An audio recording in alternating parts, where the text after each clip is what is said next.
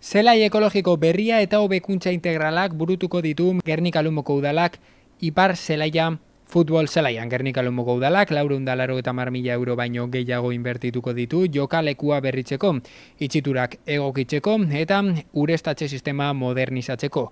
Udalak Urbietako kirolguneko Ipar Zelaia futbol zelaiko jokalekua erabat berrituko du eta 6.552 metro karratuko soladura eta azpiegitura osagarriak modernizatuko dituela jakinarazi du.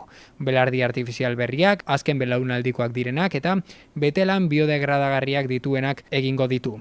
FIFAk esaretako baldintza tekniko zorrotzak betez. Hain zuzen ere, futbol zelaiak 8 urtean behin berritu behar direla adierazten du FIFAk. Gernika Lumoko alkatea den Jose Maria Gorroñok hurrengo azpimarratu du kirola tokiko bizitzaren funtsezko zatia dela eta hobekuntza horiek praktika seguru eta modernoa bermatzen dutela. Gainera, kirolarien jasangarritasunarekin eta ongizatearekin duten konpromisoa ere islatzen dutela aipatu du. Proiektuak 55 mm luzeko kirol soladura sintetiko bat instalatzea aurreikusten du.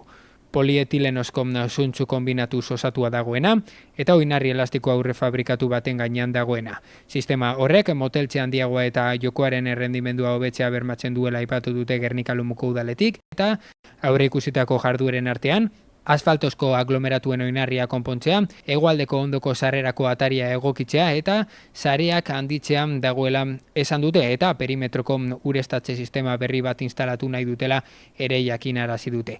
Irismen luzeko aspertsore emergentekin, jokalarientzako arriskuak saihestuko dituena. Eta nola ez, soladura berriaren behar hidrikoak eraginkortasunez beteko dituena. Jardueraren aurrekontua esan bezala 480.000 eta 32,89 eurokoa izango da guztira.